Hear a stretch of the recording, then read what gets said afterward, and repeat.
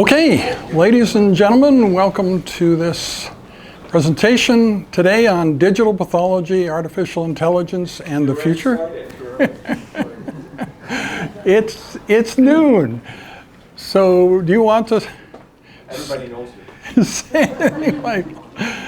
So one of the things I'm known for is the Banff classification, and it was really always my dream that Banff would be digital continuous based on biological phenomenon rather than consensus generation and all that stuff. Even though we haven't achieved that in 27 years, I haven't given up the dream. And so this is kind of an extension of that dream that ultimately Banff would be digital, portable, morphometric, and AI based. So as Dr. Solez said, the Banff classification has kind of gone as far as it can, the low-tech route, so like the consensus-based, and then, so moving forward, the advances that will happen in Banff won't be based around adding more categories of light microscopic lesion scoring and things like that, but it'll use the help of digital pathology, AI, and regenerative medicine. So there's a lot of resistance to that. Some of you may feel that yourself, and you may not be able to put in words why you're resistant, but there is a lot of resistance. And in fact, there are many important messages in science today that a lot of ordinary normal humans wouldn't go to a lecture about voluntarily. They quickly discover they have to wash their hair or do something else important. So what I talked about at LMP rounds last time in December 2016 was an initiative with the singer Mallory Chipman, where we incorporate these important messages of science that people don't want to listen to a lecture on into poetry and music. And I can tell you that that's going fairly well. The TERMIS organization, Tissue Engineering Regenerative Medicine International Society, now has us as a line item for their meetings. We are the entertainment for TERMIS now. And you might say, but do we get any honor in our own country? Like, has the university embraced us? So finally now, the Division of Community Engagement, where I have an adjunct appointment, is going to host the first ever Future and All That Jazz performance within the university on January 25th. So finally, I get to do this thing we've been doing all over the world, actually within the university, and we're excited about that, and I hope some of you can come. It would be nice to have a good pathologic contingent on January 25th.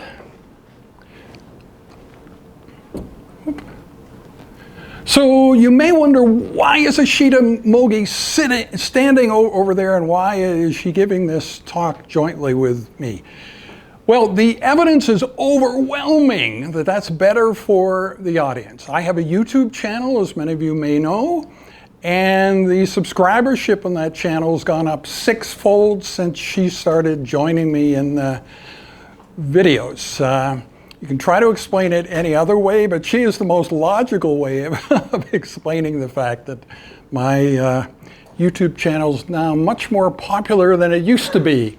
So getting back to Banff, if you look at the 2017 meeting report, you would have the idea that the main outcomes were in molecular diagnosis and in what we call IFTA, inflammatory change in scarred regions of the kidney, scarred regions of the transplanted organ. And there was this cool special issue with a lot of Banff content in February 2018 that had the Banff printing press on the front cover. And that was not my idea. I think it's a very clever idea, but I had nothing to do with that. But that wasn't the only thing that occurred in Banff 2017. There were many other things there. We had a keynote presentation on tissue engineering pathology. We talked about the Human Cell Atlas Project, artificial intelligence in transplant pathology, and fictional worlds intrinsic in the better promotion of pathology and laboratory medicine in 2017 and 2018. Just thinking about it simply, all of you have heard pathologists say that we, pathologists, are not very good at promoting ourselves. I guarantee you've all heard somebody say that. But people stopped saying that in 2017 because it's not true anymore. That's part of what we're talking about. We are now like the Hollywood of medicine, the most desirable specialty. And it's been a dramatic change. We used to have the worst promotional material, the worst videos, everything about our promotion was the worst, and now it's the best. So what we were getting at before talking about BAMF is that a lot of the work moving forward is going to be based on not as many human capabilities, meaning that machines now can do things much more efficiently and in a much more organized way than we can. So the classification itself is going to be moving into a more AI and machine learning based system. Yeah. So humans are messy. There's limits to what humans can achieve, and eventually we will need machine help to perfect the processes of the BAMF classification of transplant pathology. So going on to that, in the 2019 BAMF meeting, we're going to be considering proposals to add 2 new working groups on digital pathology and machine learning. And they will have white papers, and that becomes important toward the end of this lecture. I don't know, think of what your concept is of a white paper and whether you yourself have been part of a white paper and how you would do a white paper. Very interesting to think about those things. So the course I teach on technology and the future of medicine is largely based on Moore's law, price performance of computing over time. It's an exponential curve. It predicts things that you may not agree with, but it predicts that by 2029, so 11 years from now, machines will be as smart, as generally smart as individual humans, and in 2045, machines will be as smart as the whole aggregate human race. And from 2045 on, then, if we want to have any influence over what goes on in the world, we have to be friendly with machines or collaborate or cooperate with them in some way. So that's artificial intelligence, and pathology and artificial intelligence came together in April 2017 with FDA approval of digital pathology for primary diagnosis. This was not a blanket, it wasn't everything. It excludes cytology, heme path, and frozen section pathology. And there was a lot of industry anticipation that this FDA approval would take place. So in fact, the gleaming promotional material that we now have for laboratory medicine pathology came from industry's wish to make use of the fact that now digital imaging, whole slide imaging, can be used for primary diagnosis of patients. And so that knowledge that the FDA would approve this became clear around late 2014. And the magazine, The Pathologist, which many of you know, began at that time and has gone through very interesting changes. Yes, Lakshmi. Why were those 3 excluded? Okay, there's the z-axis. Actually, Vincent knows a lot more about the z-axis than I do. But if you think about rapid scanning of slides, it's easier if the focal plane is the same the whole way across. When you have cytology and hemopath where you may have cells that have real depth where the chain, so it's a z-axis. And I think with regard to frozen sections need to be done in a time-efficient way where you're not slowing things down by adding, technology. And it was not clear that that could be done. So, like, surgeons felt that incorporating this would perhaps initially make things actually slower. That's a bit of that's unfortunate because we have surgeons operating in places like Washington. If we had the digital technology, we could provide those sections. Right. No, I think all three of those things will come, and they're very, very exciting to think about. And as computers get faster, so if you think about technology for cytology was approved before. I thought that was the reason. The cell vision, and there are other systems Those are for too. urines and things. Yeah. And even I think for that's why they gynae. left it out of the approval package. Well, for gynae, we're already doing it, Yeah. right, with the image assist or whatever you want to call it. But for the non-gynae, it's much Right. more complicated. So for every focal point level, the amount of time is the same. So if you're looking at 7 focal planes, then that scan would take 7 times as long as just doing one. So I'm sure that's not the only reason. So how long have I had an interest in this? Actually, a very long time, almost the whole time that I've been here. It certainly started before the Banff classification did. And I actually recruited Yukako Yagi to her first faculty position. She had worked for the Nikon camera company before that. And I recruited her to a faculty position here. She then moved to the University of Pittsburgh. And she now is, as you may know, a real luminary at Memorial Sloan Kettering. Her office location and characteristics were sort of modeled after mine, because when she first came here, I talked a lot about my office. So there were many attributes that her office has similar to mine. That may all seem to you like it's really cool that my history of interest in that area is that long, 31 years. But for the women in the audience, think about the knowledge that you were active in whatever you're doing now 31 years ago. You might not think that's so cool. So actually, Maria Picken, who I was involved in trying to recruit here to the U of A way back then, she has suggested, and I think you can understand this, that the fiction that all my recruiting efforts took place in the year 1999 has considerable appeal. So that means that every woman I tried to recruit has only been in the business less than 20 years.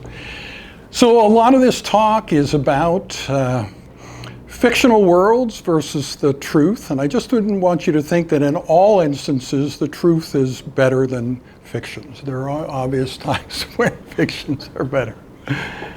So Dr. Solez mentioned the pathologist and how recently the field has been having a resurgence in interest in better promotional materials. So I think this journal is one of the biggest appealing, attractive factors at the moment. So this journal, unfortunately, a lot of the articles on AI and digital pathology are written by corporate authors. So when they say things like, could you go to the next slide, please? Thanks.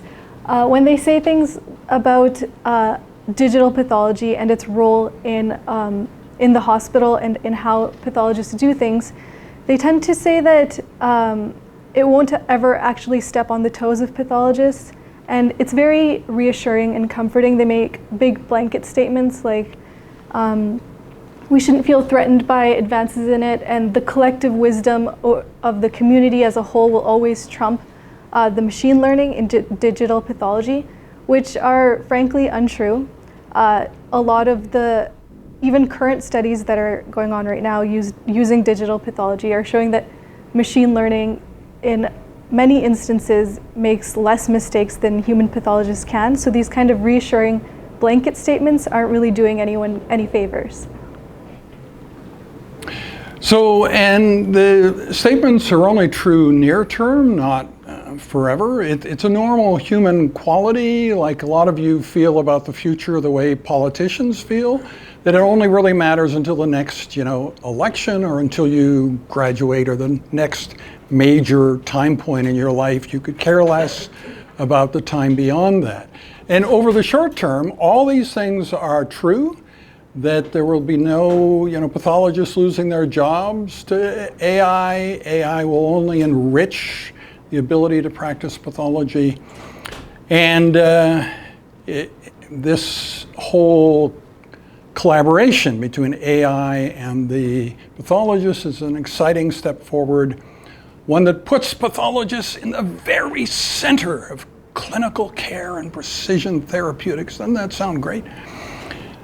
But that won't be true forever. Pathologists will remain central only as long as they add value to the process. So you can imagine a situation where the machine is as good at something as the pathologist, and smarter machines or machine input is able to continuously improve the performance of the machine in a way that the human pathologist can see that that's an improvement, but they could not have suggested themselves. So the more that happens, where the improvement is all machine-based rather than human, there will come a time, you can argue it's 50 years, 100 years, but a long time away, where the human being is not necessarily adding value. And about being replaced,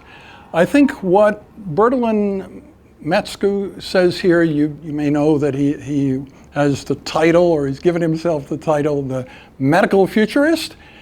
What he says here is correct. AI will not replace physicians, but physicians using AI will replace physicians not using AI. So it's a different way to think about it, but it's not that there will be no impact on jobs in the next 100 years. There obviously will. And the same person who wrote that book, think of when you hear somebody giving a talk like me, if you don't agree with me, do you think that's a difference of opinion, that I hold different beliefs than you? Or do you think that I've tailored the presentation to the particular audience that I'm talking to? Wouldn't that be scary, that maybe I actually agree with what you think, but I'm saying something different for the audience? So this is by the same authors that previous book. It is an online article, very heavily accessed. 5 reasons why artificial intelligence won't replace physicians. And as far as we can tell, there's no really support for any of these 5. So this is similar to the quotes that we saw from the pathologist. So saying things like it can't be empathetic, be creative, it can't interpret data. Things like that, I don't think any computer scientists would actually agree with those statements. And the final one, which I think is the most important, that human-machine cooperation is the ultimate solution. There can't be anything better. Things like that, again, will only be true in the short term. Like current studies with computer-assisted diagnosis, if the machine and the human are making different mistakes and they can help each other to create a better solution, then that would be the ultimate solution. But as our technologies get even better and start to learn from the mistakes we make and the mistakes they make, then you can see how the 5th reason here wouldn't really hold up in the long term. So I direct a course on technology in the future of medicine. Ishita took that course a year ago. There are 5 of the U of A's best AI faculty who also teach in that course. Now, the other people running courses on the future of medicine, they all have a characteristic I don't have. They give speeches for a living. They make up to $40,000, $50,000 per speech, and that is their main source of income. So there are 4 of us known for having courses on the future of medicine. The other 3 are all professional keynote speakers. Bertolin Metzko, Daniel Kraft, and Gerd Leonhardt. So they have a slightly different vantage point. I mean, you can argue that full-time academics can make themselves think like somebody who just gets paid to speak for a living, but you must admit that it is different. And so that may seem to you like an interesting, different vantage point, but there's something even more interesting. That is the government's vantage point. And which government am I talking about? Well, initially I'm talking about Finland. Now, you may not have spent much time thinking about Finland, but they think they're in the forefront. They know that China's doing pretty well in terms of embracing AI, but they're a small, nimble country and they want to do it even better. So for the resources that Finland has, they're putting a lot of them toward teaching their citizens and achieving true excellence in artificial intelligence. And they have recently started a free AI course, which all of you can take, and you can also get the messages from that course in whatever aspect of AI you wish, because you don't have to start at the beginning. Not only is it a free course, but you can go in and start at any point. So you can just look at certain components of it. And it turns out that this course is teaching some very special government fictions that are not things that any computer scientist in the world could possibly ever say or believe. And that is that we do not need to fear AI because the government, your government, has this relationship between humans and machines totally handled. And every time the machine wants to improve itself, it will need human help. It will need human assistance to do that.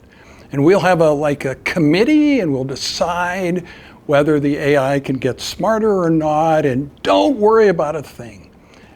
We've got this totally handled. So this is what the Government of Finland AI course says, and there's no computer scientist in the world who believes that. Self-improving AI doesn't mean that the human being has to do something for the software to self-improve. It means it can self-improve itself without human intervention. So that's interesting, and you then say, well, who designed this course? Who wrote this course? Who is responsible? It's a bit vague. Who created this course? Okay, there's a company, there's a university, so on. But what's really remarkable is they had a bunch of people in Finland who had taken the course and they did a graduation ceremony. And guess who spoke at the graduation? The president of the country spoke. So they obviously are psychologically invested in this at the highest possible level, which is sort of interesting.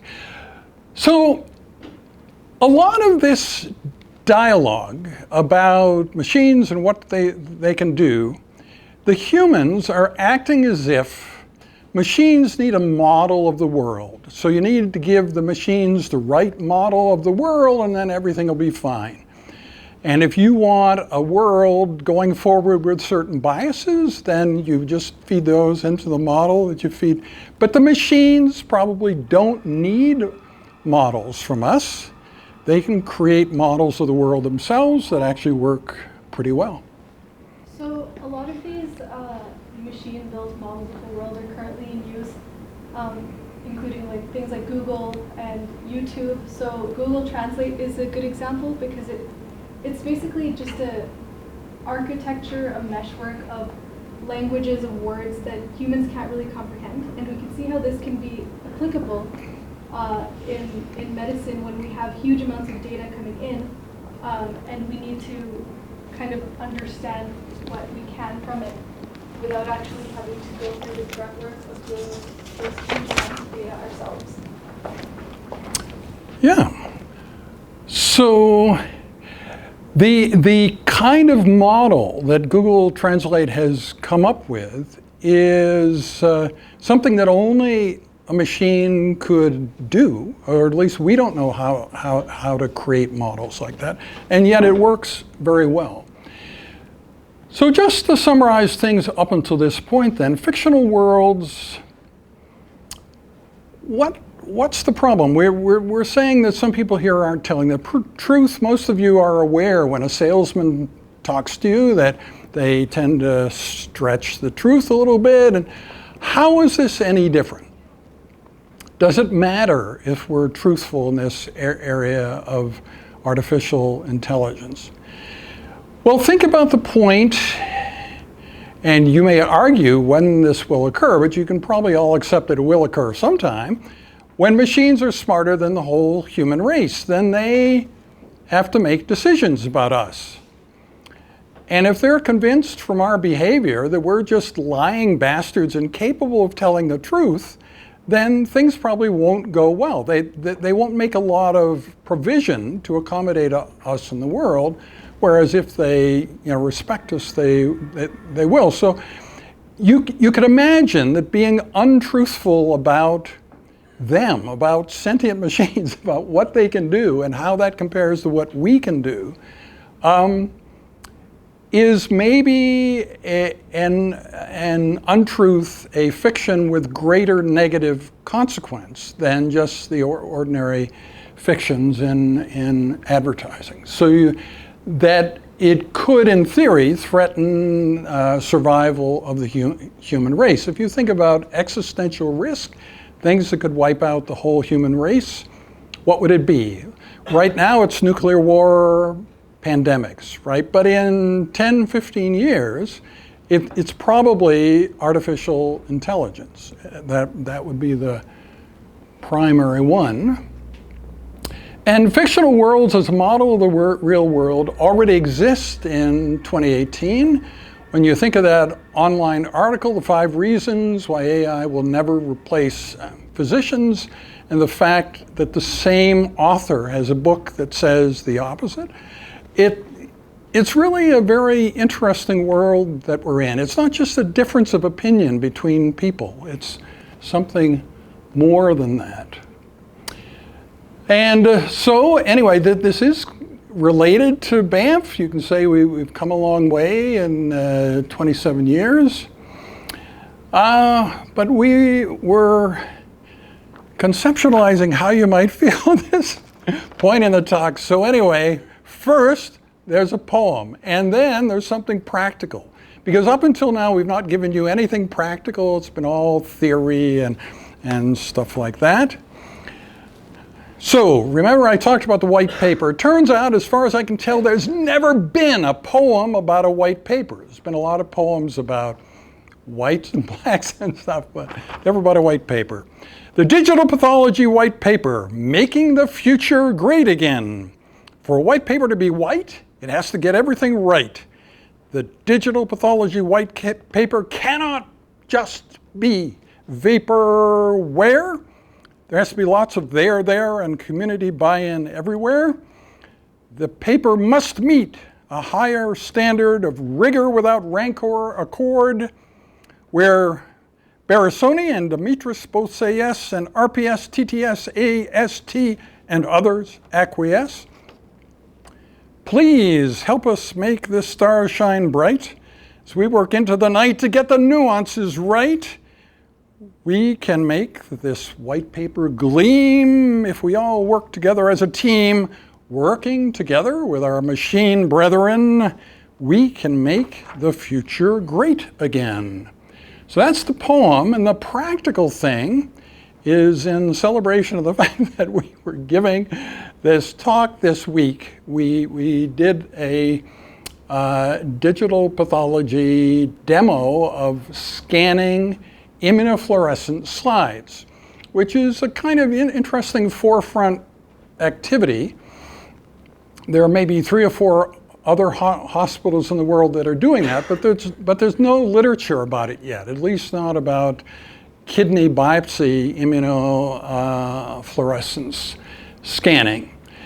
And if you think about conferences you've been in where immunofluorescence was presented, it's been pretty much the same for 30 years now, that the problem is that every picture you're shown is automatically corrected, right? So the amount of time the shutter was open depend upon how bright the image was. So that automatically makes the bright IF dimmer and the dim IF brighter. And so when people tell you how bright the IF was and then show you the pictures, seems like the pictures always lie and the pictures are static and so on. So the other thing that happens at rounds, particularly if we turn the lights off, is a lot of people sleep during the IF.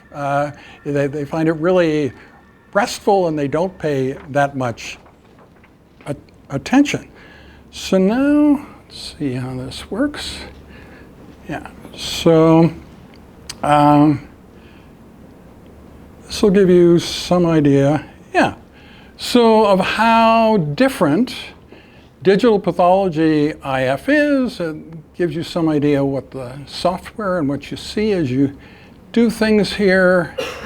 And it's dynamic depending upon the lighting conditions and so on. You can make all sorts of changes.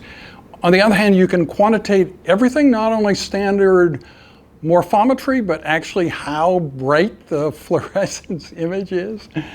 And I think people wouldn't fall asleep during the immunofluorescence anymore with this.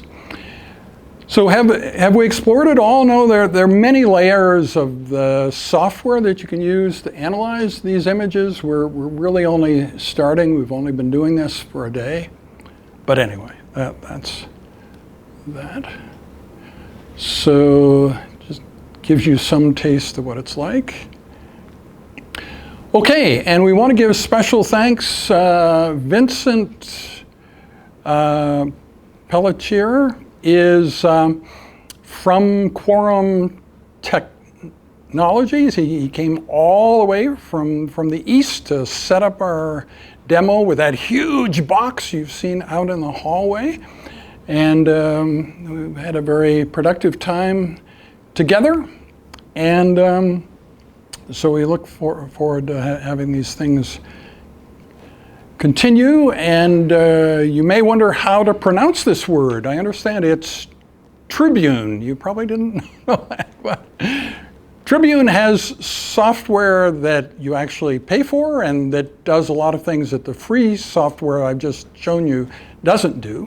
And so over the next few days, we'll be analyzing these images using this higher end Tribune software. So believe it or not, it's 12:33 and we're done. We'd be happy to answer any questions. We actually thought there might be some questions, rather unusual presentation. Yes? So it seems like AI is the goal of that is to improve processes or human processes to make things more efficient. But then I'm wondering what exactly is the goal for sentient AI? Why, or even conscious AI, that will lead to that singularity that you mentioned? What's the goal for that? Is that also to improve process, or is it just like because we can?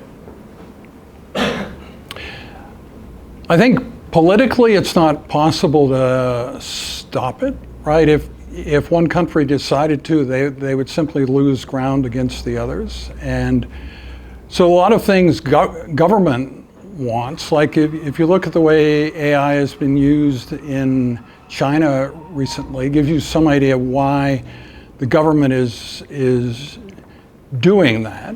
I mean, the surveillance capabilities, which are certainly not desirable from our point of view.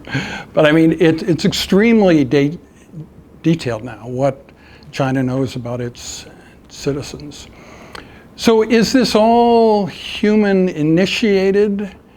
Yeah, I mean, it started by human beings. If it goes wrong, is it the machine's fault? I think the most likely thing, I mean, if the world ends through some gigantic conflict, it's likely to be human against human, with maybe, you know, AI assisting one of the sides. But it's not like this is intrinsically good or intrinsically bad. I mean, what I tell the students in the course is the advantage of taking the course is we can shift it toward the favorable direction to make this stuff turn out better for humans. So what do AI researchers think? Like some of the best researchers are in Canada, right? I mean, we had Rich Sutton here. There's really world-class AI in Montreal, Toronto. So they want it to be used for good things, but it's hard to really define a narrow goal. And if you think of AlphaGo, I don't know if any of you have played Go, but when machines surpassed humans, they started to play games with a beauty that humans had never done anything remotely like that. So if you think of creativity, that's got to be a kind of creativity. Really high-level Go playing is now entirely in the hands of machines and is quite superior in many ways to human Go playing. So presumably other things will be like that. It was predicted it would take like 10 or 15 years for that to happen. Yes. So I have two questions. One is on the pathology classification. So, Yeah. so we could maybe give a little bit more background to Right. a few of us are chemists Sure. here. I know Sure. your standard or published in American Journal of Transplantation among the highest cited papers in the journals. Right. So every Yeah. conference.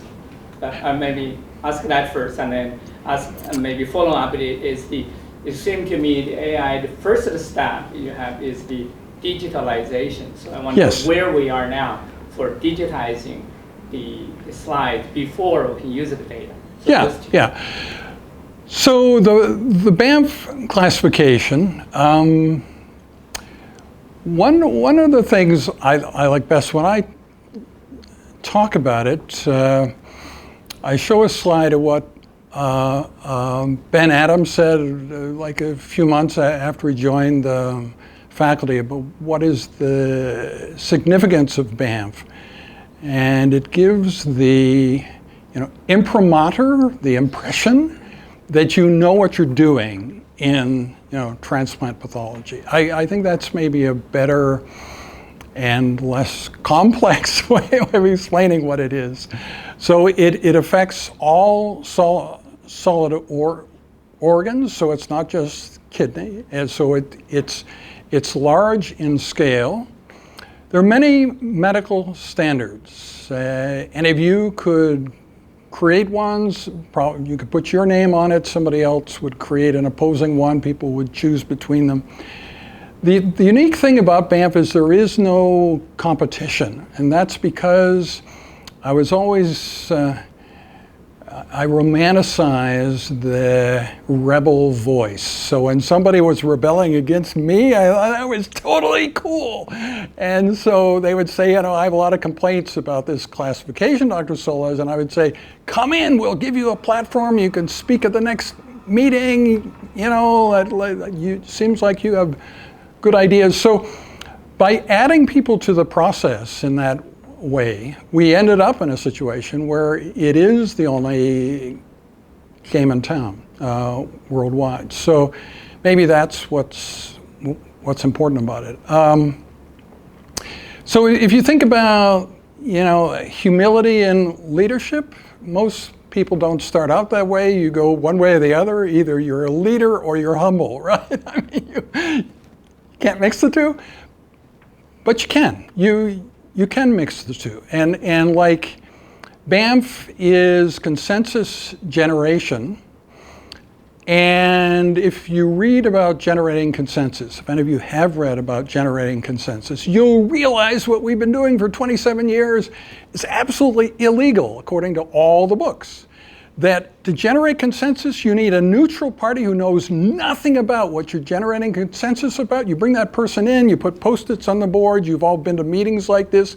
This person teaches you a new way to think, and you take the Post-its on the board and you create something new, and that's the way to generate consensus. That's never how we've done it. So if you're going to have somebody who has skin in the game, who actually has a stake in the outcome and who knows about the area, if you're going to have that person moderate consensus, then that person has to be humble. And if they sense that there's somebody else in the room who has better ideas than theirs, and who the will of the people in the room is to go with that person's ideas rather than your own, you have to do that. So that's BAMF. Now, in terms of digitization, I don't control at all our local plans for that. But many of you were at the staff meeting that we had in April 2016. I had prepared a video about how it would be to have this pathology war room of large touch screens and using gestures and all this kind of thing. It's probably the shortest item on that meeting's agenda. So people had watched the video. I came in and I said, well, you know, we could do this, we could go this route. And people basically said, that would wreck everything, you know. Our whole work culture would be absolutely ruined by this. And I said, well, okay, so we can be the last department in Canada to embrace this technology. People said, really? I said, really. So that's kind of where we are today, but I don't think that's where we'll stay, because we're moving into the hub lab, right? Where, I mean, we have an opportunity there to do things at the highest standard. We'll have really unique opportunities. And I suspect one way or the other that we will be going digital in 2022. But I have nothing to do with that decision.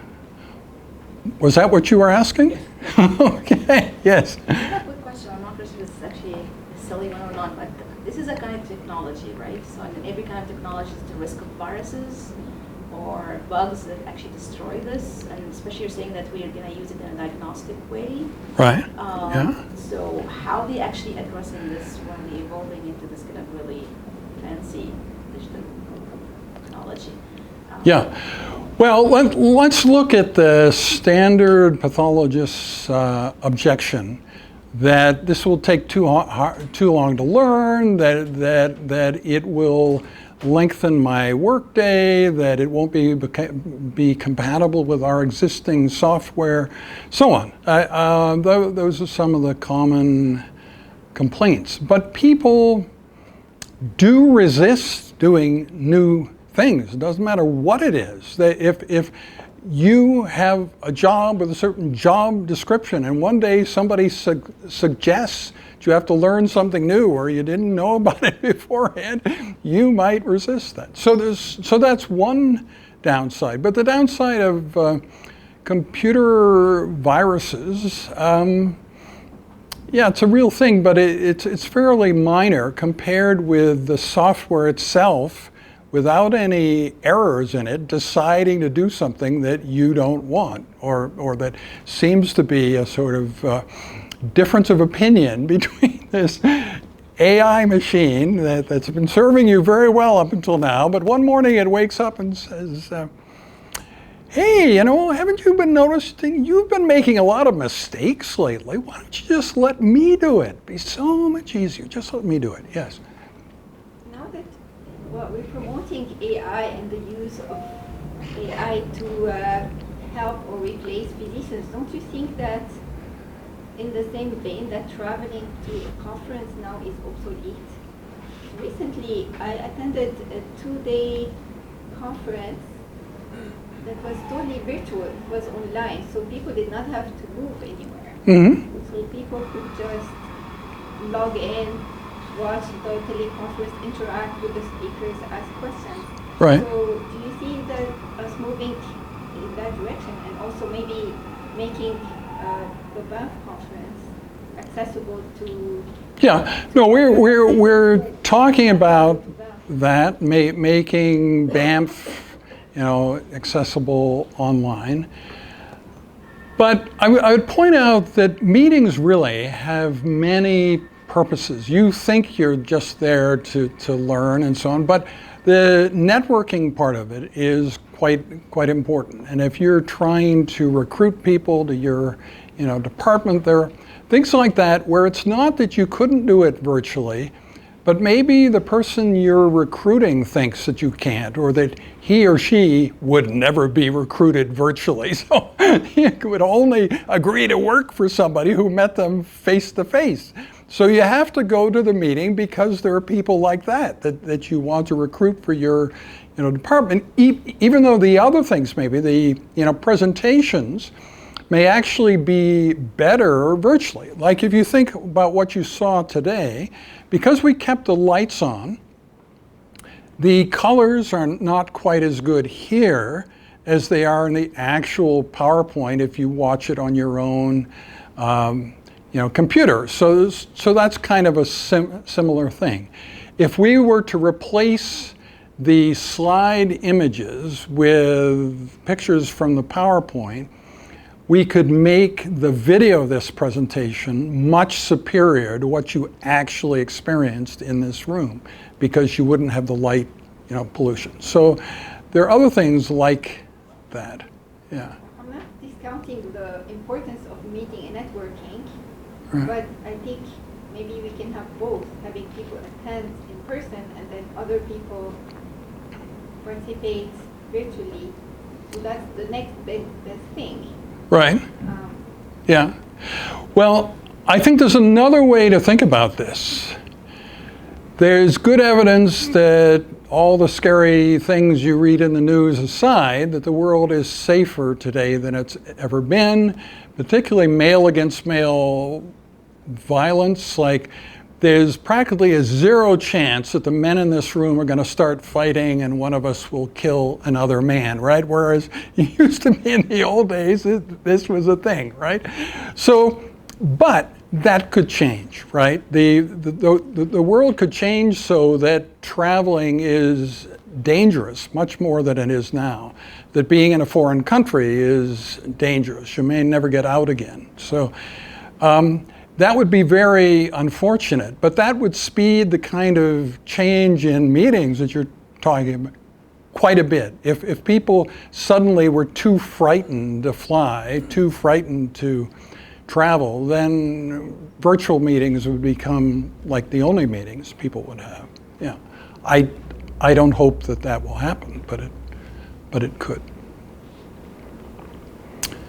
Other questions?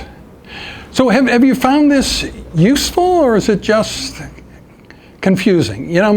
Most people, when they go to a lecture, they like it when the presentation is toward a single goal, like AI is totally good, or AI is totally bad, right? Wouldn't that have been simpler? We sort of gave you a mixed message, right? And unfortunately, in the modern world, a lot of things are like that. Stem cells are like that. Stem cells are the greatest hope for improvement of medicine. They're also the source of the greatest harm to human beings through fraud and misinformation and stem cell tourism. They're the greatest headache for the regulatory agencies, Health Protection Canada, the FDA. They're spending more time on that than anything else. So are stem cells good or bad? It's hard to say. Is AI good or bad? But you'll be impacted by it. You already are. I mean, the young people in the room you spend your phone time. I know that now in the past few weeks you can actually measure the amount of time that you look at your phones, right? But most of that time is not spent using it in an audio phone call to somebody. That would be totally lame, and you'd be so embarrassed if you got caught using your phone for an actual audio phone call to somebody. So, and what is the rest of it? Well, a lot of it is in the AI category. Your phones know an amazing amount about you and can do amazing things, and it just gets better practically every day. Other questions? Yes? So you were talking about how like AI potentially in the future could get a negative impression about, I guess, what humans put Human on beings? the internet, or like what they put online. And right now, at least, hopefully in Canada it stays that way. Like we all have equal access to the internet and being able to publish things. Do you think there's any way that we could, like, without like terrible government censorship or something, like any way to go backwards and you said like have a more like truthful way to communicate with artificial intelligence? I don't know if I'm not getting that. No, I get that, and that's really a cleaner question than the question of whether we should all be vegan. So, right? Because if you think about that, so if we're trying to convince machines smarter than we are to be nice to us, and if they know that we kill other animals for food and regularly eat these other animals, then that also might not go well. And there are very high-profile AI researchers who have gone vegan or vegetarian recently during the course of their professional life, and they have pictures on the wall about this and stuff. So that's a bit more complicated, right? And so what about that? That would be a tremendous change to make, to have. And so rather than making the change, are we just going to lie about it? That won't work. We'll have all these falsified articles that say actually humans have been totally vegan for a long time. It's all a conspiracy theory. Anything you read about humans eating meat, it just doesn't happen. So yeah, it's a complex world. But I'm not the only AI-connected person who's going to start talking about food when asked that question. Other questions? To that, how would the AI know or think that's bad then? Like, how will it know between good and bad? Or how will it discern what's good and what's bad? Well, what I thought is that particularly, like the first truly sentient artificial intelligence, that machine would have a natural interest, don't you think, in what people have written about it. How is that going to occur? How will sentience occur? What will it be like? And what will happen next? And what should we do? And so that's what I'm suggesting. And those of you who know Rich Sutton, he holds the belief that we should treat sentient machines as equals, like we would a new human being that we had met who had similar, intellect as us.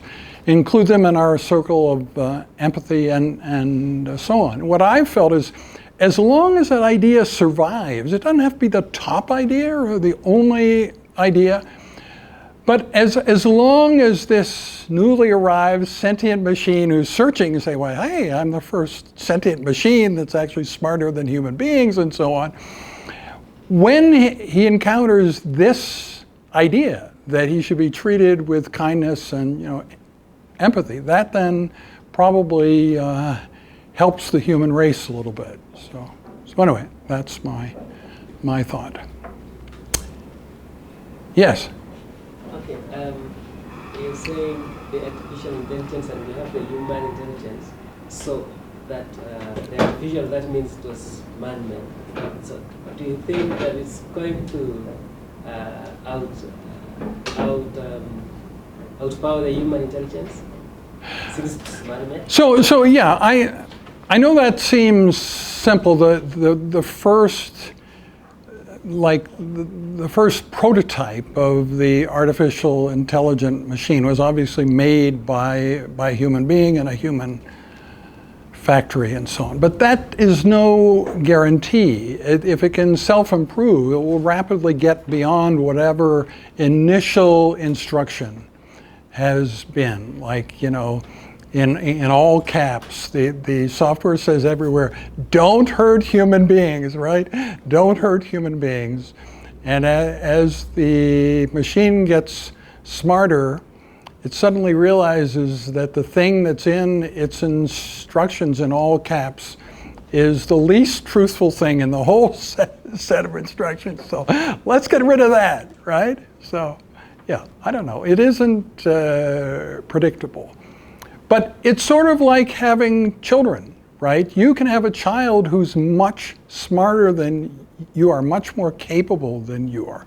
You're then proud of that child, but there's certain challenges in the interaction, right? And like if your child becomes very famous and surrounded by impenetrable, you know, security because they're so famous now that there are all sorts of things like that you can think about that can happen between human beings. And this is sort of similar to that. These machines will, in a sense, be our children. They are a creation of ours that has, you know, evolved in a really remarkable way. And I think if all goes well, we can be very proud of what they do, and they can help to make the world a better place. All those problems that humans can't solve, male against male, you know, aggression, increased level of the oceans, you know, all those things. You could wake up in the morning and everything is green and the oxygen level is very high and the oceans have gone down. You have no idea how the machines did that, but you're very happy. And yeah, so that could be the outcome. So the students who take my course, that's what we're aiming for. You know, I don't guarantee it. It could be as bad. You know, that's a very good outcome. It could be equally bad as that. It could be like a terrible, terrible outcome. But we are able to tweak it a little bit by our own personal actions. It's not true. Many of you know the tech author Yuval Noah Harari. And so he wrote the book Sapiens in 2014 and Homo Deus in 2015, and now 21 Lessons for the 21st Century in 2018. And he teaches that the individual can do very little. If you want to accomplish anything in the world, join an organization. That's the only way you'll ever accomplish anything. I don't think that's true. I think each of you sitting here, there are things you individually could do that could impact the world big time. I'm sure of that. So it's still possible to tweak the outcome of this interaction between humans and sentient machines, tweak it toward a positive outcome. Okay, well, thank you very much for listening to us.